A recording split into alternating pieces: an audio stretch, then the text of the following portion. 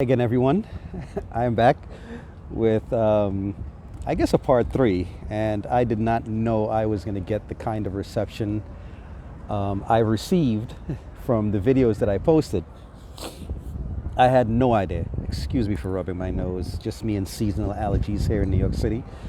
I did not know I was going to get that reception. And of course, after I posted the videos, I started thinking about things that I left out, details that I left out, things that I did not include.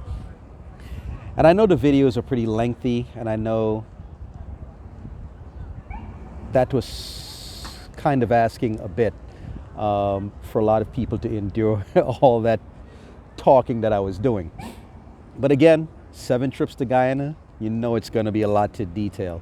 But I'm here right now. Let me just give you guys a little bit of a view. I'm here in New York City, of course. This is where I currently live. This is my 3rd time living in I put up 5 fingers. This is my 3rd time actually living in New York City. Hopefully I'm not going to stay here for much longer. But for those of you who did not see the first video, just keep one thing in mind. I am actually from St. Thomas in the U.S. Virgin Islands, a place I am proudly happy to be from. But I was raised on the island of St. Kitts, where my father is from, and my mother is from Nevis, which is right next door. My stepfather happens to be from St. Martin, so I do have some connections to some of the other Caribbean islands. Okay, but anyway, just to give you guys a little bit of a view, that behind me right there, I know it's kind of washed out, but all that back there, that's Broadway and so forth. For those of you who are not familiar with the surroundings here in New York City, I'm in Central Park right now. That's a part of the park. You look around, it's a fairly nice day. It's about 65 degrees, so it's not exactly what you call hot, and it's not exactly what you call cold. So if you want to just take a look to see where I'm at, this is where I'm hanging out. I'm at work today, but like I told you guys yesterday, I'm pretty much my own boss. So just taking a little bit of a break right now to just enjoy the park and to make this video for you guys. Anyway, let's get back to Guyana, a place I love to talk about. In my conversation or my videos that I posted, I didn't post this incident. And what would a trip to Guyana be? 7 trips to Guyana, what would it be without some sort of an adventure somewhere? And it's funny to look back at it right now, but let me share it with you guys, okay? I think it was on my 5th trip to Guyana when I was supposed to go to the embassy with my wife. I was leaving, this was in April of 2016. So I'm leaving to go to the airport, JFK. So decided I'm going to take the train and I'm going to get there. So I left home about 4 hours before my flight. The flight was like after 1 in the morning or something like that. So I'm leaving home about 8-ish, I think it was. But one of the reasons I also left that early was because I was supposed to meet one of my wife's cousins in Queens. And he was supposed to give me something that I was to take down to Guyana to his grandmother, also my wife's grandmother. So I get on the train and have more than enough time. But as we got down into the early part, Brooklyn, crossing over from Manhattan, a fight broke out on the train. So the train now is delayed, and something went on and they had to call the police and all kind of madness. Typical New York City, right? So after this happens, when they decide to pull the train out, all of a sudden, the train decided that the train is going to go local. Now, what that means is that it's about a good 20 some odd stops from where I was all the way to JFK. So now the train is, and there's a little squirrel trying to come up here. He's being all nosy. Okay. No, you're going to go back down there. No one is looking for rabies, bro. Go, go, go. Watch. Sorry about that. See him? Anyway, sorry about that. So there's about 20 some odd stops to the airport from there. So I knew I had a long way to go, but when the train is running express, you're probably talking about maybe 5, 6 stops, maybe 7 the most, something along that line. But the train for some reason, they decided they're going to go local. And I think they were going to go local because there was some construction that was going on and something else was happening with the tracks. So now I realize that a train is going to go local. What would have taken me maybe about 25 minutes. I figured it's now going to take me an hour or maybe more. I said, okay, I still have some time. So I go on the train, and unfortunately, at the time, I did not know this because I don't normally take that train. It's the A train. I don't normally take it because I don't live in that part of New York at that time. So the train that I would take, you can get Wi-Fi. So in between stops, in the stations, you can get Wi-Fi to maybe send a quick message, maybe read your messages real fast. But at the time on the A train, that service had not arrived there as yet. So there I am in the train, now realizing that I cannot communicate with my wife's cousin to let him know what's going on. So I'm stuck. I'm like, okay, what am I going to do? I didn't think about it at the time. I could have actually gotten off the train, probably go upstairs and then make a phone call and then go back down into the train. Didn't think about it at the time. So I sat in the train, realizing that he's now going to be waiting for me, thinking I'm going to be there in about 20 minutes, 25 minutes, not realizing I'm not going to be there for over an hour. So I couldn't get in contact with him. He couldn't get in contact with me. When I got off at the stop where he was supposed to meet me, he's nowhere to be found. I'm sure he left.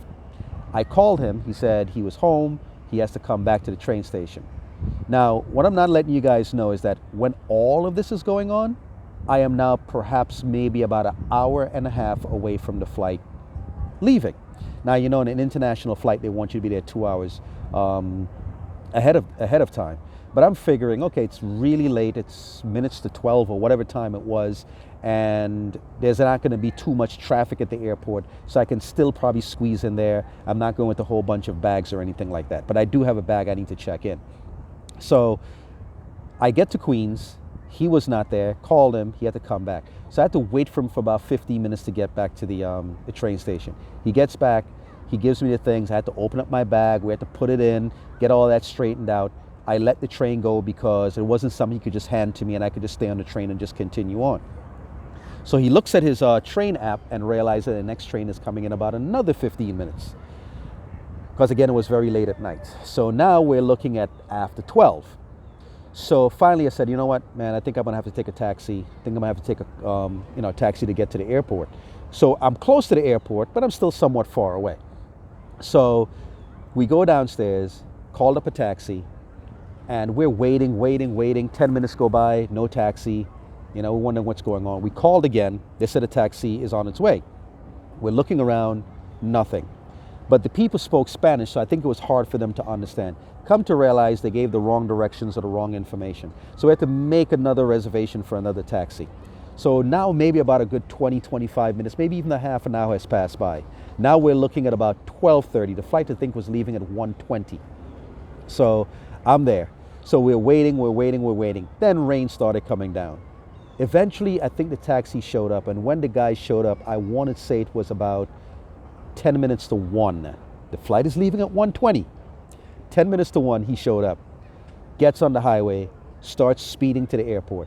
Drops me at the curb about 1:05, I want to say, or somewhere between 1:05 and 1:10. Remember, the flight is leaving at 1:20 a.m.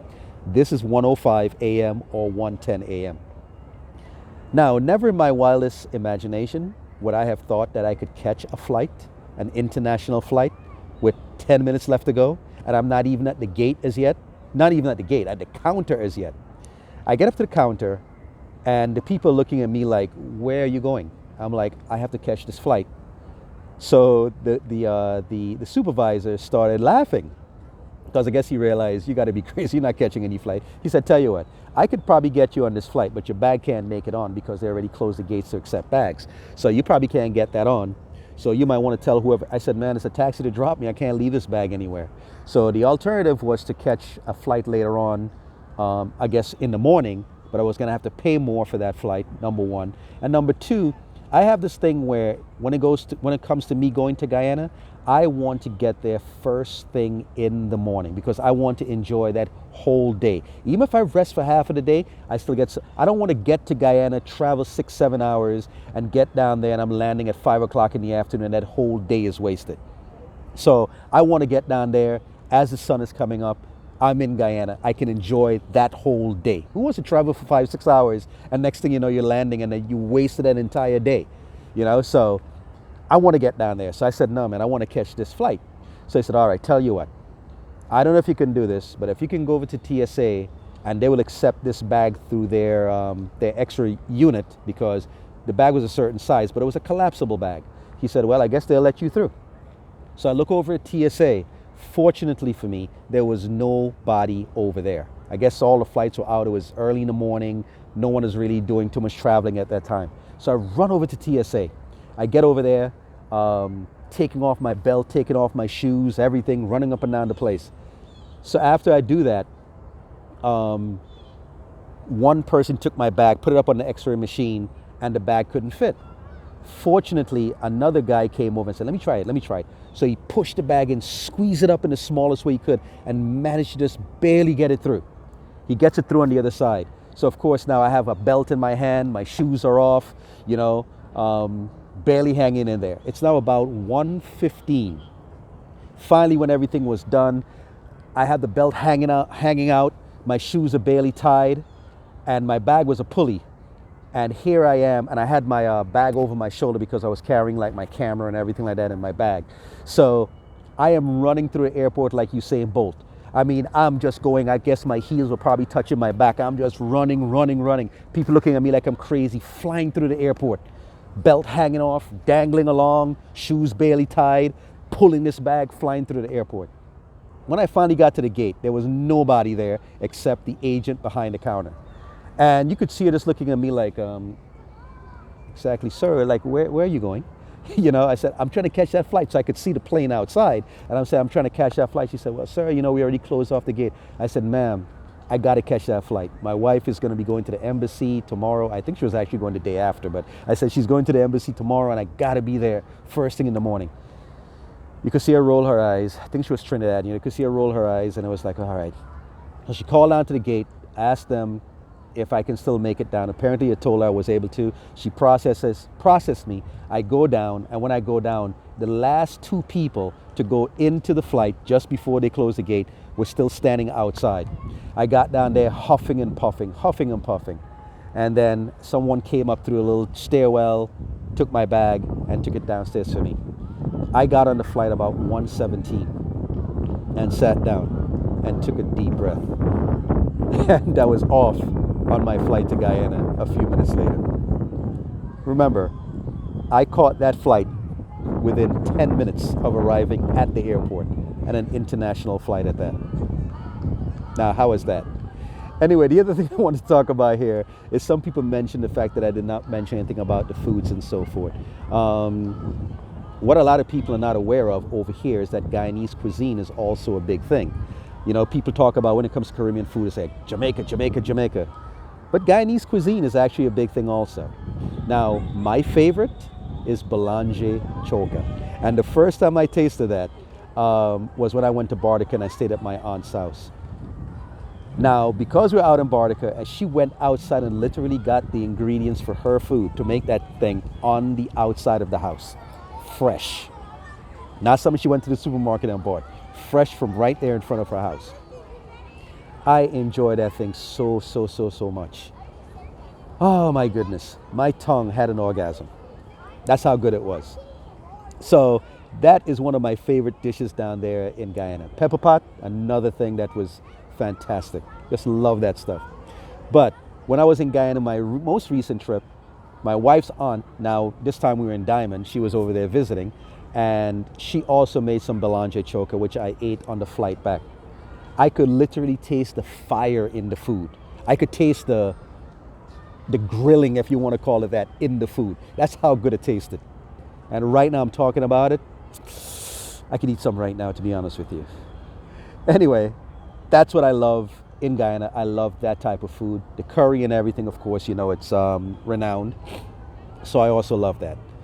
But I also wanted to talk more about the beauty of Guyana, since this is Tourism Guyana. And I just wanted to say again how much I really love that country, how much I love the beauty of the country. Now, I have not been to 99.9% of Guyana, and I do know, just like its people being diverse, it's also a diverse topography, the way that the country looks. So if you come to Guyana and think Georgetown represents Guyana, you're sadly mistaken. Now, I have not been to many of the places outside of Georgetown, but Guyana is one of these places, and I've always said it this way.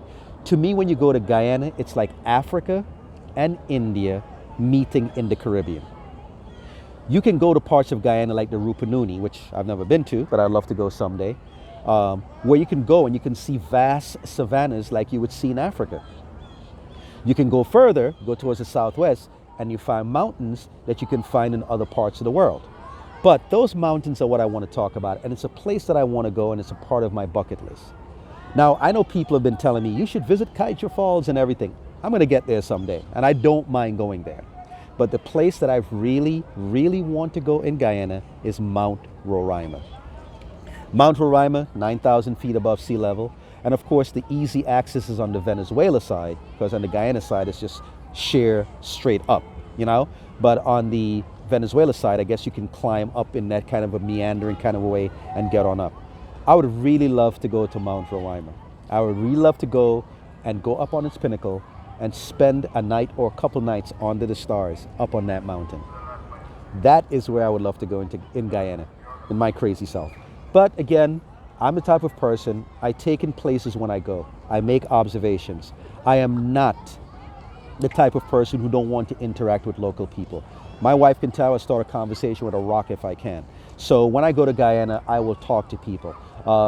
I take walks when my wife is still living down there. I walk through Cummings Lodge. I will wave to people. People don't even know who I am. I would stop and have conversations about people. I will ask them what they think about their country. So I'm the type of person, I like to interview people.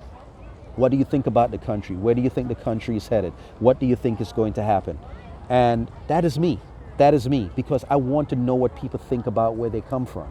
You know, I'm here appreciating this beautiful place. And I know this is always going to be a human problem, because I am from the Virgin Islands, and for years I took our beauty for granted until I went and took my wife there in 2016, and we were driving over a hill coming down, and she looked over the beautiful harbor of Charlotte-Amalie, the capital city of the Virgin Islands and where I was born, and she just said, wow. That's when I realized I did not appreciate what I have. And now I cannot go back home to St. Thomas and not appreciate the beauty. So I could understand that they may be that way with some Guyanese. They probably may not appreciate it because they live there, they see it every day, they take it for granted. It's just like, oh, what's the big deal? But when I go there, just to look out over the seawall, just to look at the Atlantic Ocean when it's up against the walls, or when it tails back and it goes out for low tide and it just completely disappears beyond the horizon. Those things are fascinating to me. When I drive and I look up and I see the various birds or the various trees, those things are fascinating to me. Even the everyday life in Guyana, in Georgetown, I know it's not for everybody, but even the hustle and the bustle and the activity and the buzz, all of that means so much to me. I love the electricity of the place. I know some people want to get away from that. Yes, I live in an electric city right now behind me with all the madness, and I know some people love this type of stuff. I like it, but it's something I can do without for most days. But when I go to Guyana, I want to be up in between there. And fortunately for me, because my wife used to work over at the Supreme Court, I used to go there, spend time with her throughout her entire day, and I would get up, I would go across to places like upscale to buy food, mingling between and so forth. Yes, I know some people say, whoa, that's dangerous. But again, you see these shades? I'm always wearing them. And I know people can look at me and probably tell that I don't really belong there. I'm probably not Guyanese. I'm probably some foreigner or whatever. But I try to make myself or put myself in a position where that doesn't jump out. And I try to keep and be vigilant about, because I know that the majority of people out there, the thousands of people that are out there, don't mean bad. They don't mean harm to anyone. They're just out there trying to make a dollar, and they're just trying to do the best. But of course, you know, you have your couple in between who have bad intentions toward people. So I do keep a certain amount of vigilance when it comes to that. But overall, my experience in Guyana has been fantastic. It's been great. I really do love the place. I really do appreciate the various things that I see. I probably can't even think of all the things right now to mention even the littlest things that mean so much to me when I go down to that country. There's a lot that I did not see. But I will tell you, in Parika, that's where I enjoyed the best Solara I have ever had. I loved it over there. And walking across the harbor bridge with my wife, we look back, we laugh at it right now, even though for a while there was only two of us walking over there like we were two crazy people walking on this bridge. But I enjoyed that experience. Just many other things. I walked around Diamond with my son, walked around with him so he can enjoy and see the country where his mother was born, at least in that area. We took videos so that when he grows up, he can look back and see. If he never set foot in Guyana, which I hope he does, you know, he can look back and say, when I was a child, I visited my mother's country. Bartica, as you know, was a great experience. Linden, where my wife is from, was also a great experience. I went there twice, and the second time I was able to go down to the actual Blue Lakes that I guess people are familiar with, and just took that place and how awesome it was. Going across the Demerara River on the boat, I enjoyed that also. And being up at the seawall, I could go there every day and just sit there and just meditate and just think about the beauty that is in front of me right there. And I've learned so much about Guyana, and I try to convey or put this information over toward my friends who are from other parts of the Caribbean who may not know much about Guyana. But here's the thing, because of me talking so much about Guyana, because of me promoting Guyana so much, I've had some of my friends say, Dexter, that's a place I really want to go, now that you've talked about it. One of my friends already went down there. She went down to Guyana. She actually went to Kaieteur Falls. I haven't even gotten there yet. So she went down, she had herself a blast. So I do this because I love the Caribbean. Anyone who knows me know that I talk about every place in the Caribbean. As a matter of fact, on my page, I have something called Useless Boring Facts About the Caribbean. And I say boring, but that's just a play on words, right? But I am always putting up information, little nuggets about Caribbean islands and Caribbean countries that people may not know. So one of the things that I do, I promote Guyana heavily. I talk about Guyana's history. I talk about Guyana's beauty. I talk about Guyana's current problems. Something that I do. But I just enjoy doing it. And I love when my friends from St. Kitts, from Nevis, from St. Thomas, from St. Croix, from Jamaica, from the British Virgin Islands come and say, hey, tell me some more about Guyana. My eyes light up because I want to tell them about this beautiful country that I have experienced. So for you Guyanese who are looking at this video right now, appreciate where you come from. It is a beautiful country. I don't go and follow this nonsense about, oh, it's the second poorest country in the Western Hemisphere. I'm not even paying attention to that. Yes, I know for a lot of people, life may be difficult there. I know you're not making a whole bunch of money. I know all those type of things are going on in there. Everyday problems that we all deal with. But I can just simply just tell you this. Your greatest investment is your people, you. Your greatest investment is your people. And beyond that is investing in your country, keeping it clean, trying to speak out against crime and banditry and things that may be getting out of control. I know your politics is crazy and it's all topsy-turvy, and I know it's divided down the line through race and all these different types of things. But you cannot let those things get in the way of the bigger picture, which is appreciating your beautiful country, bigging it up, promoting it. And one other thing I want to also mention is that by being in Jamaica, I thought when I went to Jamaica, Jamaicans had like the most pride, you know, they had the most sense of nationalism, like they wore their Jamaicanness out on their sleeves. But I'm telling you, when I went to Guyana, I saw the very same thing. I saw a pride in that country. I saw people going around the place like, when you're there, you know you're in Guyana. And when you meet a Guyanese, you know you met a Guyanese because they're going to let you know. I like that. I really, really like that. So I can tell you that I've learned a lot about the country. I certainly appreciate it. As you guys already know, I have me a very, very beautiful wife from there who represents Guyana in all of its positives. And I cannot complain. Best decision I've made when it comes to a partner in life. She is that good and she is that great. Not to mention she's drop dead gorgeous. I don't know how I ended up with her. I don't know how I lucked out, but somehow I did.